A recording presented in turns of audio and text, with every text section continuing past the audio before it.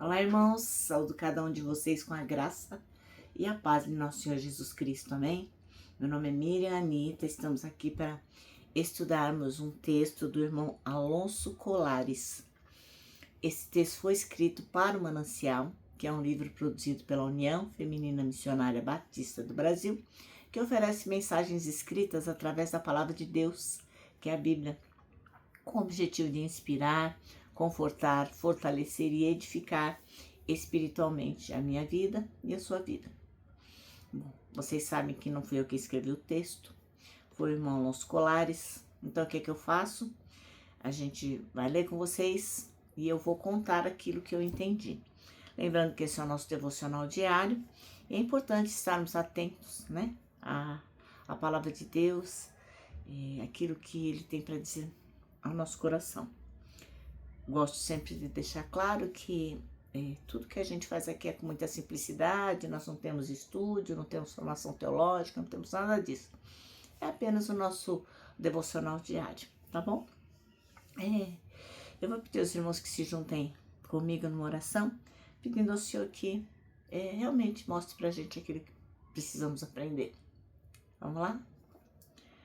Ó Senhor Jesus, em Teu nome pedimos que a gente possa compreender o que está escrito na Tua Palavra e que a gente possa colocar em prática aquilo que a gente entender.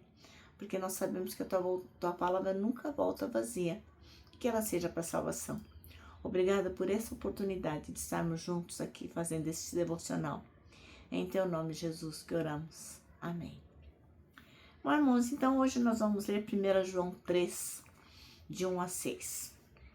É um texto belíssimo, né, como toda a Bíblia, que a mensagem principal vai girar em torno da identidade dos cristãos como filhos de Deus, o chamado, né, dele à pureza de vida, como reflexo dessa nova identidade, né? Não adianta a gente dizer que é de Deus, é de Jesus, é do Espírito Santo e faz as coisas a bel prazer, né? Então eu vou elencar aqui uns 5, 6 pontos que são os principais pontos desse texto que nós vamos ler.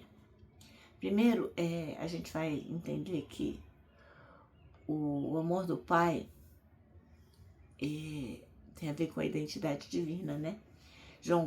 O irmão João convida a gente a olhar, contemplar o imenso amor de Deus, que vai chamar a gente de filhos. Isso é um privilégio, né? Isso é mais do que um título, né? Não fala assim, você é filho de bobeira, não. Isso é uma realidade espiritual. Quando você aceita Jesus Cristo como o seu Salvador, isso se torna uma realidade espiritual. E o mundo não reconhece essa identidade porque não conhece a Deus. Então, quando a palavra diz, o que a palavra diz é loucura para aqueles que não conhecem a Deus, para aqueles que não entenderam ainda a verdade divina, é isso, né?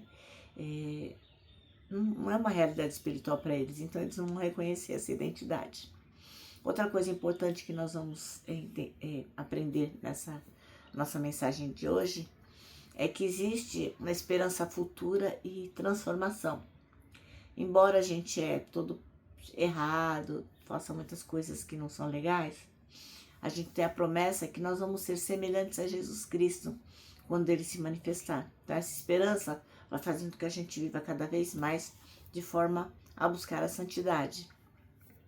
Outra coisa importante é que quem tem esperança em Cristo se purifica, assim como Ele é puro.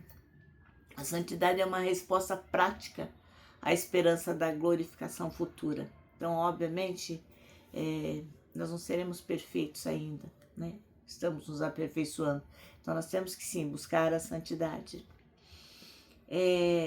Lembrando também que o pecado é definido como transgressão da lei de Deus, né? O pecado não é uma coisa legal que a gente pratique. Quando a gente faz coisas erradas, coisas que não agradam a Deus, nós estamos transgredindo a lei. Então o irmão João começa aqui a traçar a distinção entre os que vivem em pecado e os que vivem em Deus. De novo, nós estamos falando de perfeição, estamos falando daqueles que buscam se aperfeiçoar. Lembrando que Jesus veio para tirar os pecados, e nele não existe nenhum pecado, nunca existiu. Isso vai reforçar na gente o quê? A ideia de que é incompatível permanecer em Cristo e viver praticando o pecado. Se você escolher permanecer em Cristo, você tem que se ligar e buscar uma mudança de vida. Porque a gente tem que se lembrar que é incompatível o pecado e a comunhão com Jesus. Quem permanece em Cristo não vive na prática do pecado. E quando acontece de pecar, se arrepende e pede perdão. A persistência no pecado revela que a pessoa ainda não conheceu Jesus Cristo de verdade. É quando a pessoa fala, deixa, faço o que eu quero, deixa. Não, não é assim. A gente que conhece a Jesus sabe que quer melhorar a cada dia. Enfim, o irmão João está dizendo o seguinte, que se a gente é filho de Deus, a gente tem que viver como se fosse filho de Deus. Né? Com pureza, com esperança, com afastamento do pecado. Por quê? Porque a gente foi transformado e está sendo todos os dias pelo amor de Deus, que é um amor que o mundo ainda não consegue compreender, mas que vai nos definir completamente. Vamos ler? 1 João 3, de 1 a 6. Que diz assim, ó. Vede, quão grande amor nos tem concedido o Pai, que fomos chamados filhos de Deus. Por isso o mundo não nos conhece, porque não conhece a Ele. Amados, agora somos filhos de Deus, e ainda não é manifestado o que havemos de ser. Mas sabemos que quando Ele se manifestar, seremos semelhantes a Ele, porque assim é como o veremos. E qualquer que nele tem esperança, purifica-se a si mesmo, como também Ele é puro. Qualquer que pratica o pecado também transgride a lei, porque o pecado é a transgressão da lei. E bem sabeis que Ele se manifestou para tirar os nossos pecados, e nele não há pecado. Qualquer que permanece nele não pratica o pecado. Qualquer que permanece em pecado não o viu nem conheceu. Amém? Bom, nosso texto chama-se Identidade Espiritual. E o versículo que o irmão Alonso Colares escolheu é o 3, que diz: Vejam que grande amor o Pai nos tem concedido, a ponto de sermos chamados filhos de Deus. E, de fato, somos filhos de Deus. Por essa razão o mundo não nos conhece, porque não o conheceu. Bom, é muito importante, né? A gente gosta muito de ser reconhecido pelo que a gente é. Tem gente que faz questão de andar com a camisa do time, né? Eu sou corintiano, sou palmeirense, sou vascaíno, enfim. Gosta de estar com a camisa do time para todo mundo saber para que time ele torce, qual é o time do coração dele, né? Tem outros que fazem questão de reafirmar a sua posição política, né? Ah, eu sou do Lula, eu sou do Bolsonaro, eu sou tal, enfim. É importante para as pessoas levantar a bandeira de quem elas apoiam, né, na sua posição política partidária. Tem outros que querem ser reconhecidos pelo trabalho, falar, eu sou o doutor fulano, ou eu sou a psicóloga X, ou eu sou o diretor da empresa tal. Então, é importante para essas pessoas ser reconhecidos pelo trabalho que elas fazem em prol da sociedade. Ora, o desejo de ser reconhecido faz parte do ser humano. Todo mundo quer ser reconhecido, todo mundo quer ser aplaudido, né?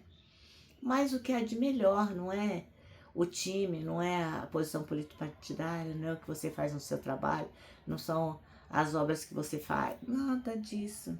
O que é mais importante mesmo é ser reconhecido como filho de Deus. Isso é o que há de mais importante.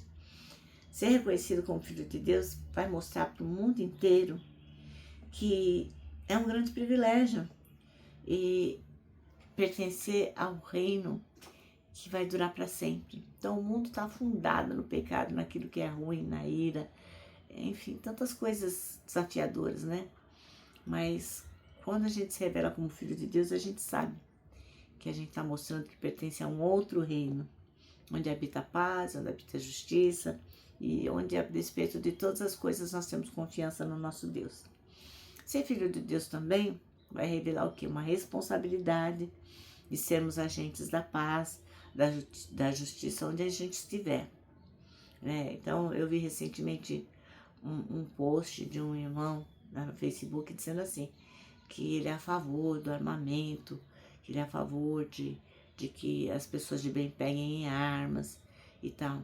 Então, assim, nós que somos filhos de Deus, nós temos que pensar muito quando nós nos posicionamos em favor de qualquer ato de violência. É o que eu penso, né? Cada um vai achar do seu jeito. Mas eu acredito que nós que somos cristãos, nós realmente somos agentes da paz e da justiça onde a gente estiver. Então a gente tem que ter muito cuidado com as revelações que a gente faz e do jeito que a gente anda. Então é bem verdade que nunca nessa vida a gente vai ser perfeita. Por mais que a gente se esforce, a gente não vai conseguir mostrar perfeição, né? Até porque o reino de Deus é perfeito e nós ainda estamos caminhando, né, para perfeição, para santidade. Mas logicamente isso não é um motivo para a gente renunciar e dizer assim, já que eu não sou perfeito, deixa, né? Deixa isso para lá. Mas a gente tem que lembrar que quando Cristo se manifestar, a gente vai ser perfeito como Ele é perfeito. Isso é uma coisa incrível, né? Seres imperfeitos como nós, chegarmos à perfeição. Ora, ser filho de Deus revela pra gente o quê? A nossa identidade espiritual. Não é só ter o CPF, não. A gente tem uma identidade espiritual. A gente é agente, é cidadão de um reino que não é desse mundo. E é por isso que, por causa da graça de Deus, da graça que a gente recebeu, que era um presente que a gente não merecia, a gente precisa fazer o que é bom, o que é certo e abençoar as pessoas, como está em Efésios 2:10.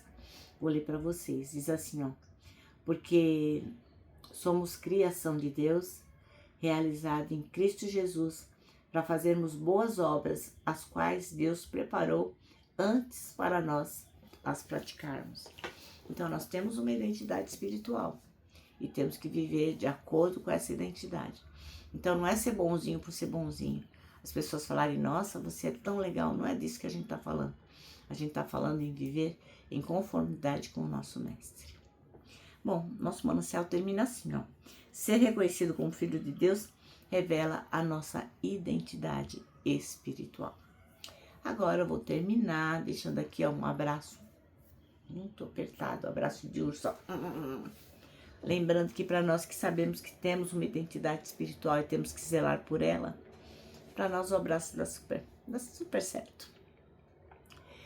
Quero que vocês também estejam atentos para decorar o nosso versículo deste ano, que é o Salmo 25:12, que diz: quem é o homem que teme ao Senhor? Ele o instruirá no caminho que deve seguir. Aproveito para solicitar a vocês que compartilhem esse vídeo com outras pessoas para que elas possam ter o privilégio de ouvir, né, essa pequena porção bíblica que nós lemos hoje e para que elas possam também aprender sobre a identidade espiritual. Aproveita e se inscreve no canal, aciona o sininho, faz comentário, isso é importante para que o algoritmo reconheça que o nosso conteúdo é importante também. Agora eu vou me despedir, né, com a frase do ano, escrito por A.W. Tozer, que diz o seguinte: tudo está errado, até que Deus venha e conserte as coisas.